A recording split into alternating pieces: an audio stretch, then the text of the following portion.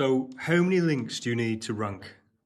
This is a very common question, and this is something that's always been quite hard to answer because in reality, no one really knows, but there's a few fundamentals we can look to give us some kind of framework that allows us to build a plan to rank for stuff. So if we take a keyword like link building service, now this is one that Fat Joe regularly tries to rank for, and you can see we're fifth for this.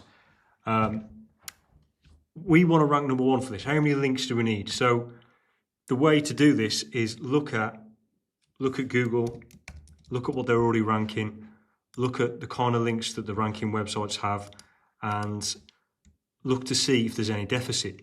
Now, there's a million reasons why something wouldn't be ranking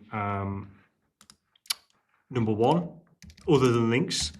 Not quite a million, but there is a few other factors. You need to make sure that your on-site is good. You need to make sure that you're optimized for that keyword. There's other things like internal links. There's other things like the whole domain authority. So you need to look at some very, very fundamental things before you even begin to look at links. But let's say your page is optimized for the keyword, right? Which is, let's have a look. Page is optimized for the keyword. Okay, link builder services. It's in a header. It's in the title tag. We've got some text that includes it too. We've got some nice text here. We're optimized for it. Then we need to look at, is the DR of the website competing with the top five? Now, usually what I'd say is if the DR is, more than 10, 15, 20 points away from the top ranking websites, there's some work to be done on a domain level. There's some overall site work that needs to be done to start competing for this keyword. So I would recommend building links, foundational links. I'd recommend looking at some less competitive keywords to begin with before trying to compete for this keyword if there's a big discrepancy in DR between you and the top ranking sites. But in this case, for the keyword link building service, Fat Joe is DR 70 and the top ranking website is DR 65, second is 90, 72, 70. We're kind of there. So there's not much of a discrepancy. There is an outlier, which is Backlinko, which is DR 90. But for the most part, we are kind of there. I'm not concerned on a domain level. I think we can compete. We can rank for this, and it could be a link. Deficit that's causing this.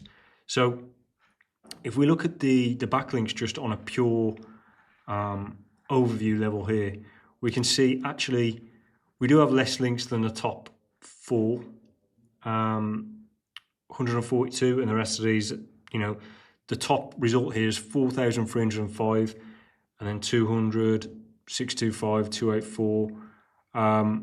If we look at domains, again, we are on the low side. So yeah, there is some deficit, but we can't just look at this and go, right, we need to build 100, 200 links or whatever to compete with the top result. Links are not built equal, as we know. There are some very powerful links and there are some not so powerful links. The quantity of them doesn't really come into it. It matters what kind of links you've got in what categories. So what I like to do is build a spreadsheet. And what I'm doing is I'm putting in our website and then I'm putting in two competitors. The more competitors you compare with, the better. So if you want to compare with the top five, that gives you an even better outlook.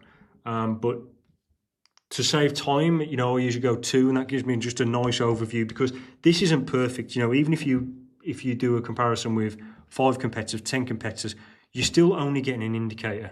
There's a million factors that go into every link, every page that's ranking, algorithms, internal links, words on the page, semantics. There's loads of stuff that goes into this. So links is just a tiny, I won't say tiny, but it's a part of the overall deficit while you're not ranking for something. But if you get some kind of framework to work to, that's great. So what I'll do is I'll list out the competitors. So obviously we've got linkbuilder.io, which is number 1. We've got Backlinko number 2, and then Fat Joe position 9. We're actually number 6 according to Ahrefs, but let's just go with this. And then what I want to do is check the DR of the domains to see if there's a big discrepancy there.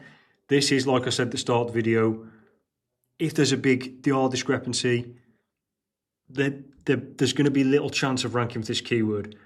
So to rank for a keyword, yeah, you can cover the links, you can get the link deficit right, but if you're competing with domains that are really high authority, it's going to be very hard to just jump in that SERP. So if this is the case, if we was like, the difference was maybe 15 to 20 points out, I would look at the domain as a whole, and I would be targeting different keywords, because this is going to take a lot longer, competing against domains with much higher authority. But in this case, there's only 7.5 difference. I think that's okay. We're in the same realm as the ranking sites. We can compete. Now what we want to do is look at the amount of links in each DA tier. So some people ignore DA 10 to 20. Some people ignore even DA 20 to 30. Some people ignore, 30 to 40. This is up to you, really, what you think matters in SEO. I think all links are contributing something.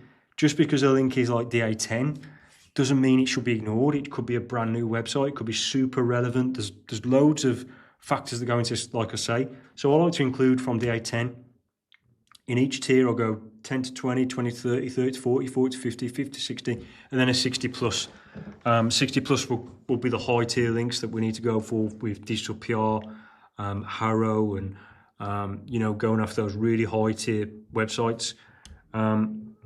In these lower tiers, it's probably more likely to be niche edits, blogger outreach, contacting bloggers, asking them to link to you, contacting suppliers, partners, that kind of thing.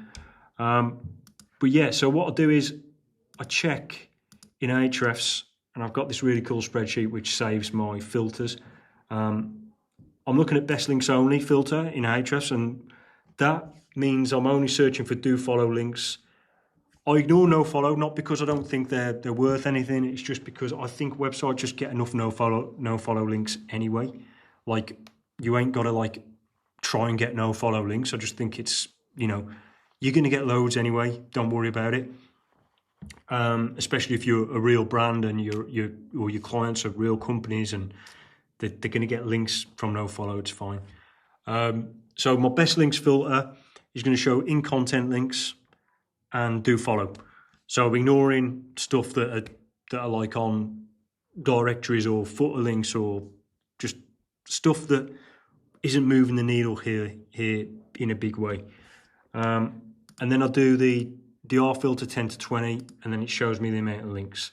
Now, I'm not going deep into each link. Now, I could to really, really dive deep into why something's ranking higher than another site, but for the purpose of this, we're getting the pure numbers, and I'll do this for each DA tier for every website that I'm comparing, including our own.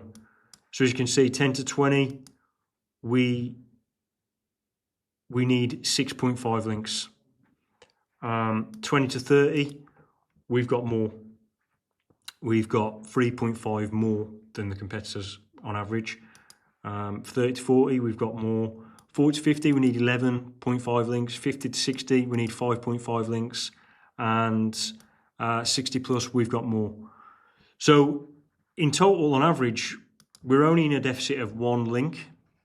But if you go deep into these tiers here, you can see actually we're missing a few in these 40 to 50. We're missing about 11 links, and 50 to 60 about 5 links. I also look at the anchor text for the keyword that we're targeting. So we're targeting link building service, and I just want to see what the ratio is. So for Backlinko, link building services is a 33%. So rounded up to 34 there, which is quite high. Link Builder.io is quite low, 1.4%. Probably because it's homepage that's ranking for that keyword. So it's a bit of an outlier, but still, it's just good to know that. And our own page is 27%. So this gives us like a bit of a indicator of, are we over optimizing or under optimizing for the keyword of our anchor text? It shows us here we've got, you know, a good fair amount of optimized keyword anchors, so we don't need to like overdo that when we're building this deficit. And then the plan would be, right, so we need 6 DA10, 11 DA40, 5 DA50, and we build that in a sensible velocity. So we won't have to build it all at once. You know, that's a fair few links, so maybe over 2-3 months, and that closes the gap. So that's how I find out how many links we need. And this is a simple way that anyone can follow to get a rough plan of how many links you need. Again, the caveats here are, if your DR is completely way out from your competitors, you need to choose some different keywords and potentially just put a focus on your overall domain. So just start building links to your overall domain, get that DR up, and maybe put a little bit of focus onto some low competitive keywords as well. So I hope this is useful for you, and I'll see you in the next video.